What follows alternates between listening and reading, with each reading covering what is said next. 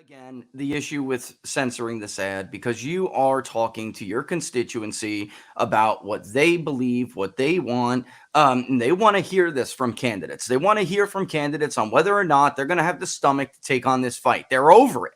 They're absolutely over this now. And for Facebook to just say, well, you can't talk about that. Democrats were hyped up over collusion. It wasn't true. There was no evidence. But they firmly believed that Vladimir Putin, this is what drives me nuts because what do we there why do we get censored, right?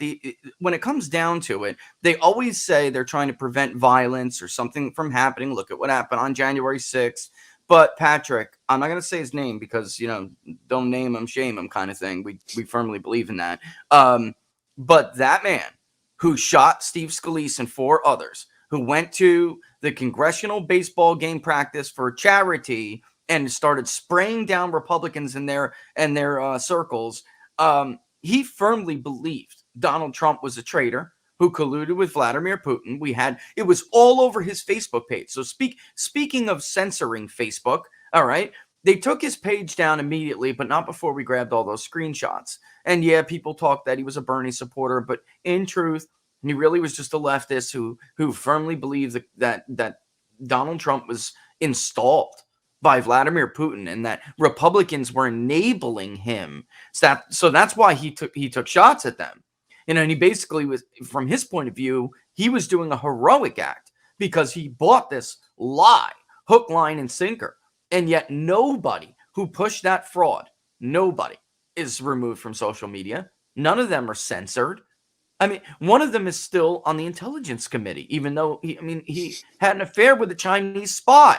I mean, so they really should just it may be his best qualification for serving on the committee is he knows intimately the covert activities of other countries.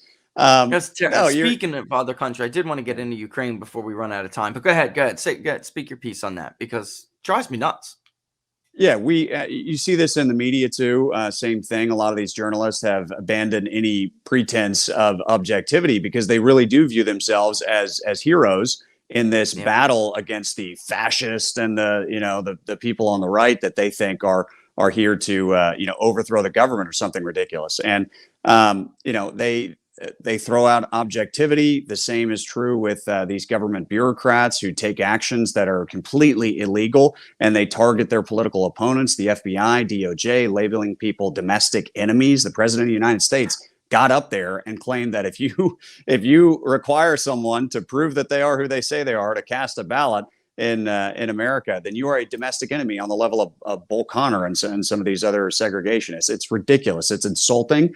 That's why they call us the deplorables. And we wear that as a badge of honor because we're the non-insane people. We're the people that are still rational, can deduce pretty quickly that, hey, a virus that emanated from a place in China from a wet market, which was about 100 yards away from a level 4 maximum security testing facility that, oh, by the way, is experimenting on exactly this kind of virus. Maybe that's something that we should look into. But they censor repeatedly anything that they don't approve of. And what Republicans and conservative needs to stop doing, I think, is, Barry Weiss goes on Bill Maher the other evening and talks about, I'm finally done with coronavirus. I did all the stuff. I sprayed her Pringles cans or, groceries that she got from the store. Pringles, she said. and a lot of people want to applaud and say, oh, look, liberals are even figuring this out. It's like, okay, well, you terrorized us and you bullied everyone on the right who figured out this same exact obvious conclusion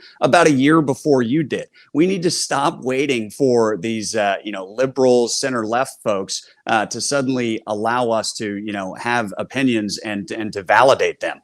We are right on these issues at the end of the day, and we need to speak openly and not self-censor because that's another issue that people deal with all the time. Yeah, they do. It doesn't even require a Facebook or a company to do anything to you if you're self-censoring and you're not actually speaking your mind. People need to speak out. They need to have courage because it's not going to come without consequence. But there is no taking this country back unless we are willing to step up for what we believe in and say it out loud.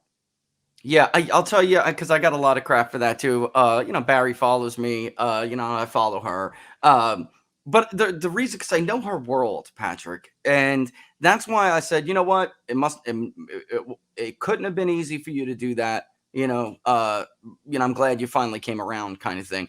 The reason why I did is because the world they live in is very different from ours. Their opinions are not really informed by facts. I'm serious, folks. I mean, they're not. They're informed by like this social acceptance order, and they want praise to be heaped on them. So that's why she wiped down the Pringles, because she was trying to be like a good girl, and a good, what, I can't explain it to normal people how their world is. But it's a social desirability bias. They live within a social bias bubble, and they have these beliefs and views because they're trying to get accepted. I'm serious. I really don't know how else to put it. And it's strange. It's an odd powerful dynamic. It's powerful, that influence. And you see it with kids. I mean, kids want to belong. They join different groups at school. They wear certain things that make no sense, but the cool kids are doing it, and that's ingrained in us. That's part of being a human. We are meant to be with others and fellowship with other people, and we want to belong. We want to be a part of something bigger than ourselves, and that's what these social media companies have really harnessed, is that approval that folks seek when the people on these platforms, or people that Google search anything, when they only see half of the story, when they only see the approved stories and belief sets, naturally they want to associate with those, because that's what everyone else is seeing. And so everyone just kind of assumes that we're all on the same team, right? And that's part of the issue with the censorship, is when you don't even realize that there's alternative opinions out there. Naturally, you want to belong to whatever that mainstream consensus is.